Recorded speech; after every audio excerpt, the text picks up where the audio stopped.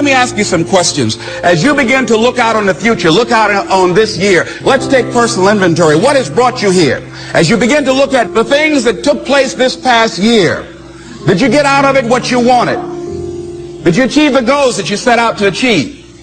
What part of your life or what things did you do that you don't want to be a part of your life? Are there any people, as you begin to look at your life and look at where you want to go and what you want to do, are there any people that might be some dead weight? Because what you have found through that relationship, that it's more toxic than it is nourishing, is more debilitating than it is empowering, and so now you've got to make a decision. See, many of us won't be able to move forward because we're not taking true inventory of our lives. As you begin to look at your emotional, your spiritual, and intellectual development, how many books did you read? How many seminars did you attend? How many classes that you take to begin to develop yourself professionally, to improve your craft or your skill? How many new things that you learned? Just take some personal inventory, just thinking. Beginning to know yourself. What are the things about your past that has influenced you right now?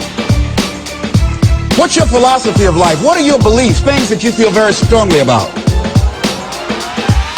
What are some of the things that you have picked up along the way that you've been doing them for so long you think that they're you, that you need to begin to re-examine them and perhaps get them out of your life? See, a lot of things we're doing, we do unconsciously because we picked it up somewhere in life. A friend of mine out of Chicago named Rhea Steele, I was at her house to have dinner, and Rhea, who was born in Chicago, has a tremendous southern drawl. After I met her mother, I said, where did Rhea get her southern drawl from? She said, my sisters came up from Kentucky, and they used to be her babysitter. And she picked it up while in their presence. And Rhea still has that drawl. What is it that you picked up somewhere in life that maybe might be a liability to you? What fear, what beliefs that you're holding on to tenaciously that's no longer allowing your life to work? It's not enabling you to produce the results that you want to produce in your life. And you're still clinging to them. See, as we go into a new world, there's some old behaviors that just won't fit. What are the events? What are the circumstances? What are the people that have shaped you? Just thinking. What are the things that you need to let go? Some things that have cost you pain, that's stifling your growth and development. What are those things?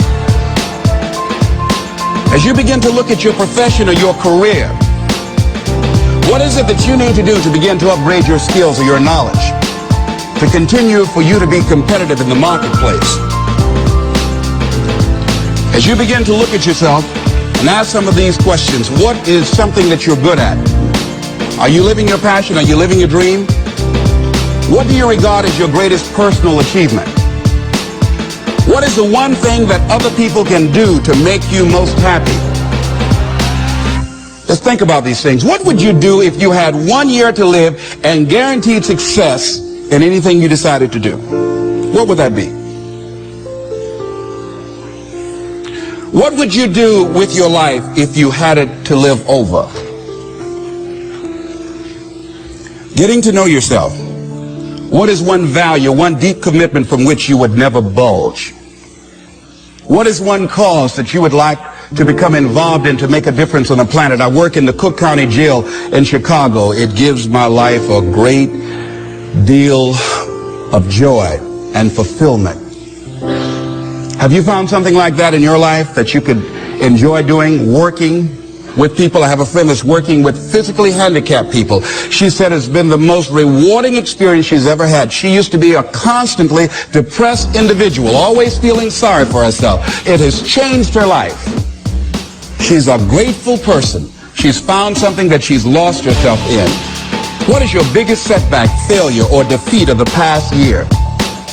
What is it about you, if somebody really knew, they wouldn't get into a relationship with you?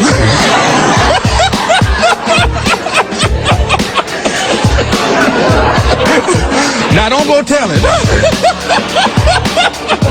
But once you acknowledge what that is, then start working on it and changing it. Change that. It's easy to blame the other person, but start taking ownership for where you are. Are you proud of how you have been living your life?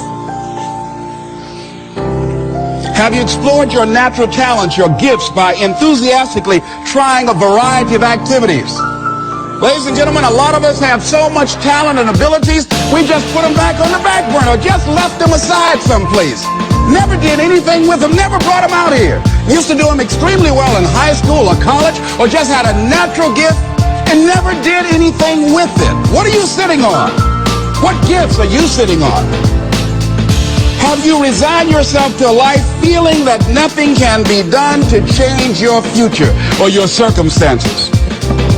Have you been afraid to try something different because you're afraid of how people will react to you or what they will think?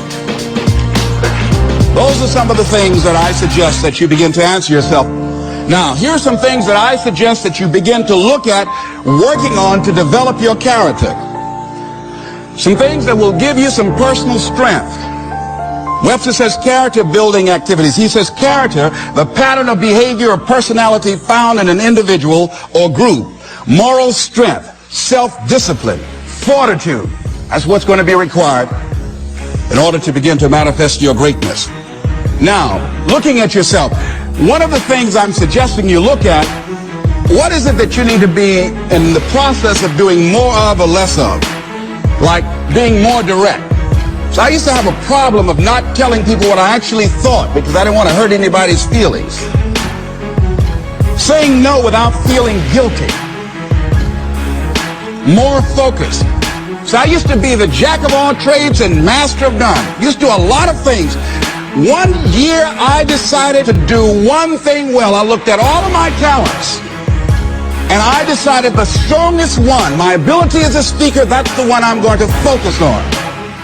But I'm capable of doing a lot of other things. But only when I decided to focus that I began to reap the rewards of my talent.